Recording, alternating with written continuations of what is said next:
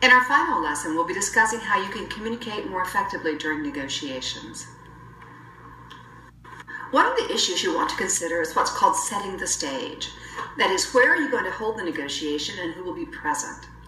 First, it's best to select a neutral territory. That is, don't hold the negotiation in your office or someone else's office if you can avoid it. Instead, go to a conference room or perhaps even a restaurant. In other words, you don't want one party to have the home field advantage because they will feel more comfortable in the environment than will the visitor. Secondly, it's helpful if instead of sitting across the table from one another, you each sit in the corner so that you're at right angles to one another. In this position, you're sitting very close to each other. You can look at material together, and it feels much less adversarial than sitting directly across the table from one another. And of course, you want to be prepared.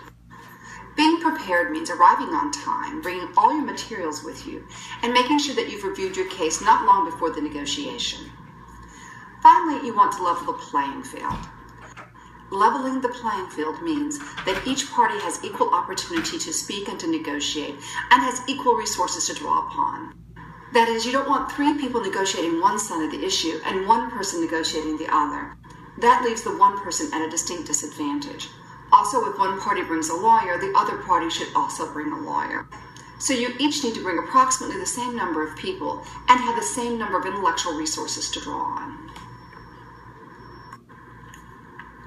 If you want to be successful at negotiating, you need to be able to generate multiple ways for everybody's interests to be met. One of the strategies that you can use to do this is called expanding the pie. In this case, the pie refers to the resources that are available.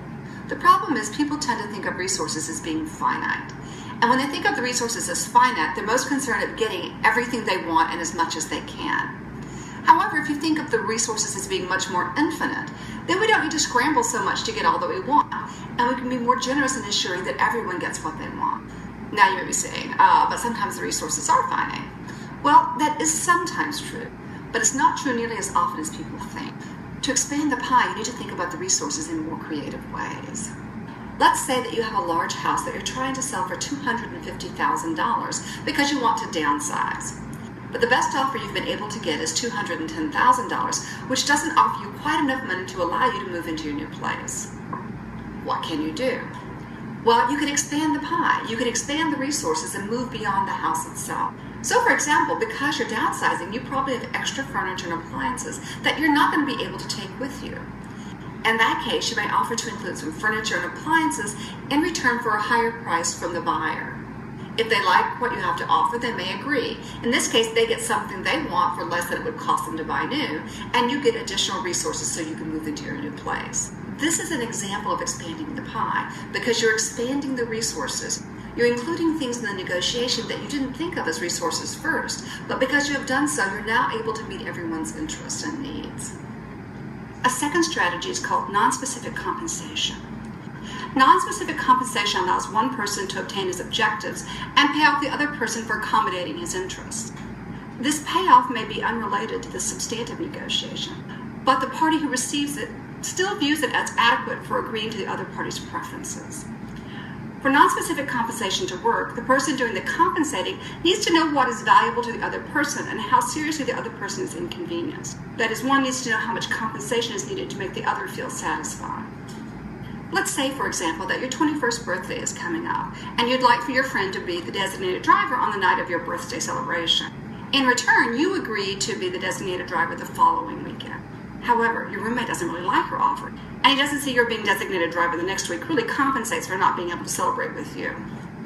But if your roommate's been asking you to dog and you've refused, now you may agree to let him have the dog if he agrees to be the designated driver. In this way, you're giving compensation, but it's not directly related to your negotiation. Therefore, it's called non-specific compensation. Another strategy that you can try is called cost-cutting.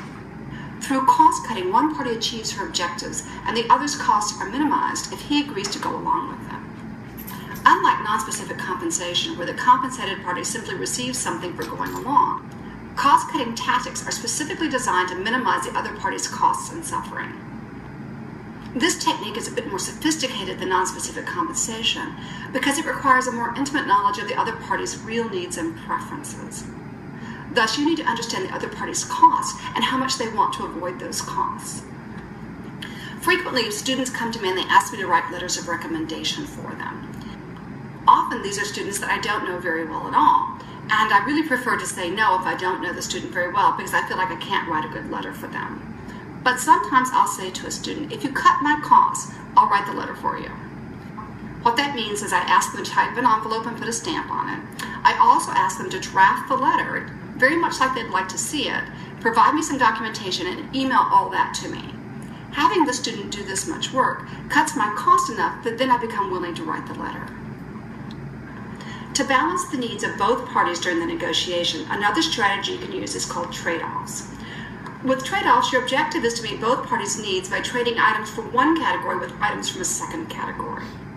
For example, let's say you and your romantic partner are moving in together and you want to get a pet. However, you want a cat and your partner wants a dog. You might trade off by saying, I'll agree to get a dog instead of a cat if you agree that you'll clean up after the dog and walk it every day. Thus, you're trading away one desire, the desire for a cat, so that you can have another desire fulfilled, the desire not to have to clean up after the pet. People who are successful at negotiating are successful in part because they engage in effective argumentation. As you probably remember from our earlier discussion, argumentation does not mean fighting. Rather, argumentation refers to the ability to support your ideas through reason giving, providing evidence, and problem solving. During negotiations, you do need to provide reasons for your position.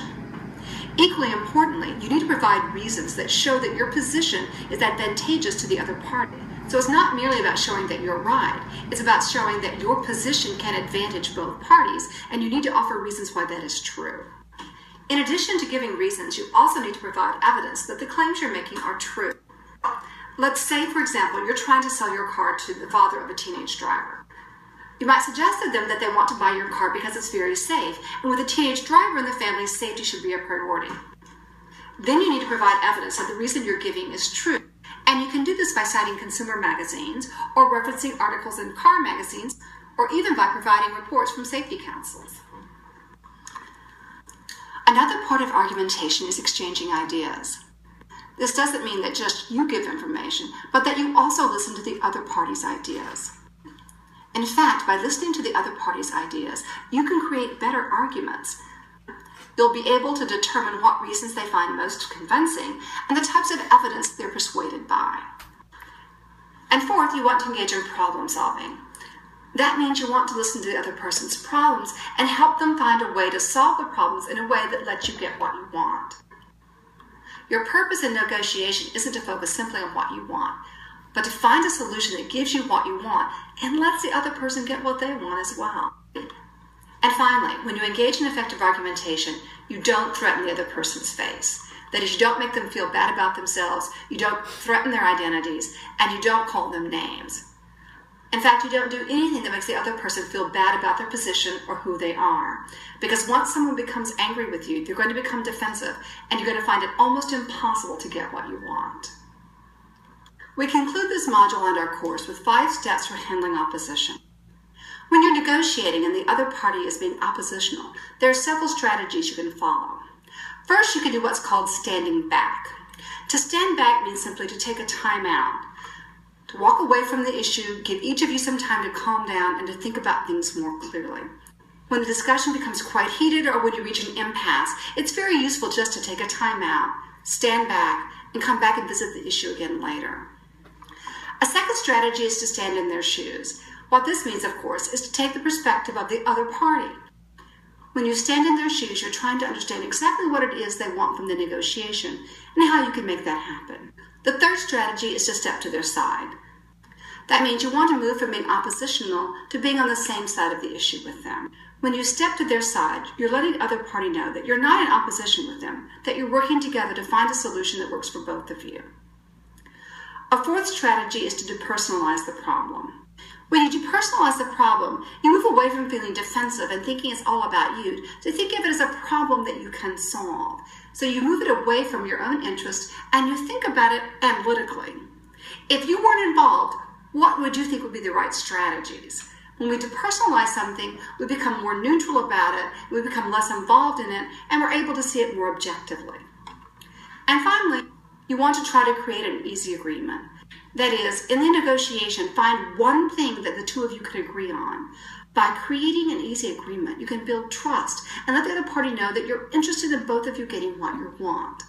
Once you find one issue that the two of you can agree upon, it then becomes easier to find other issues you can agree upon. This module has attempted to provide you with a basic introduction to negotiation. Now it's up to you to go out and practice what you've learned.